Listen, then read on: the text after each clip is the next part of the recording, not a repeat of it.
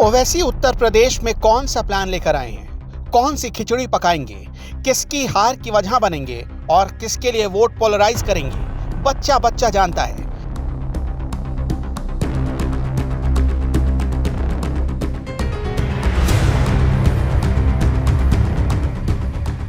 आंकड़े गवाही देते हैं कि जहां भी ओवैसी के कदम पड़े वहां बीजेपी की ही सरकार बनी। बिहार चुनाव में ओवैसी ने आरजेडी का गेम बिगाड़ दिया और सरकार बनाने से सिर्फ 9 सीटें दूर रह गई आरजेडी। 2014 और 2019 के महाराष्ट्र विधानसभा के चुनाव में ओवैसी उतरे और बीजेपी को इसका फायदा हुआ। 2019 के विधानसभा चुनाव में ओवैसी पर बीजेपी को फायदा पहुंचाने का जबरदस्त आरोप लगा। एक वोट कटवा को दूसरे वोट कटवा से कितनी दिल्लगी हो जाती है, ये देखना है तो ओवैसी क्या करते हैं, किससे मिलते हैं, इससे समझिए। वो कभी राजभर के साथ तस्वीरें खिंचवाते हैं तो कभी चंद्रशेखर रावण के साथ मुलाकात कर लेते हैं। उत्तर प्रदेश में वोट काटने की फिराक में है। आजम खान के लिए ओवैसी की जुबान से फूल बरस रहे हैं और अखिलेश यादव पर आजकल हमले किए जा रहे हैं। उत्तर प्रदेश आते ही सबसे पहले ओवैसी मजार जाते हैं। बीजेपी से ज्यादा सपा और बसपा को घेरते हैं। यानी ओवैसी का प्लान बिल्कुल क्लियर है।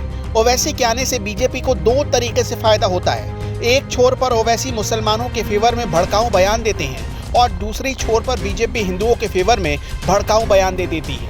चुनाव पोलराइज हो जाता है। बीजेपी को एक मुश्त हिंदू वोट मिल जाते हैं, पार्टी सरकार बना लेती है। बिहार और महाराष्ट्र में इसका सबसे बड़ा एग्जाम्पल देखने को मिल चुका है।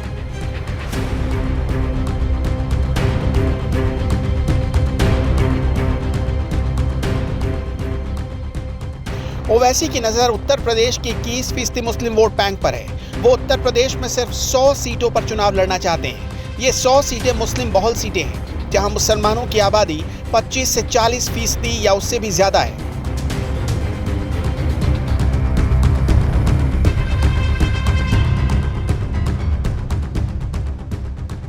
उत्तर प्रदेश में वैसे 143 सीटों पर 19% से ज़्यादा मुस्लिम वोट बैंक है।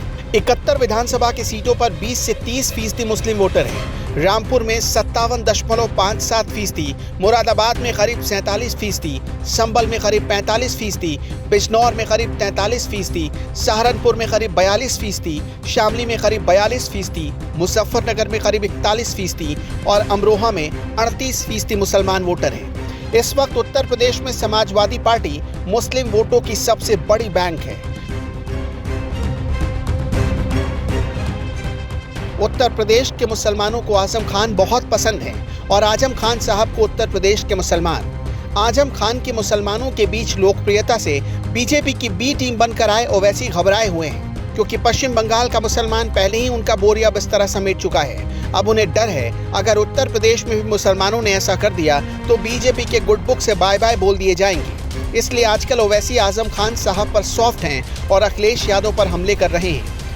मैं समाजवादी पार्टी से पूछना चाहता हूं, समाजवादी पार्टी के अखिलेश यादव ये कहते हैं कि ओवैसी की जबान से जो अल्फाज निकलते हैं वो बड़े कड़वे होते हैं।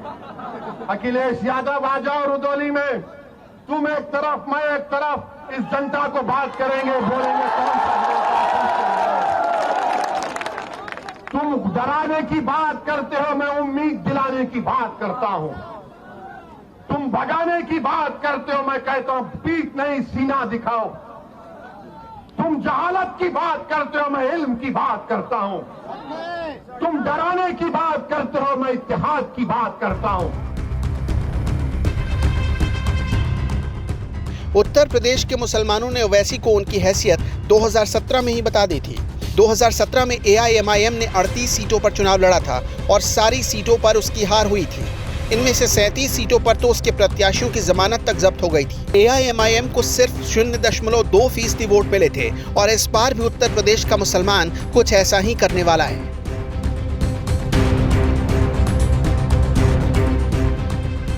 अस्तित्व न्यूज के लिए निखिल बंसल की रिपोर्ट।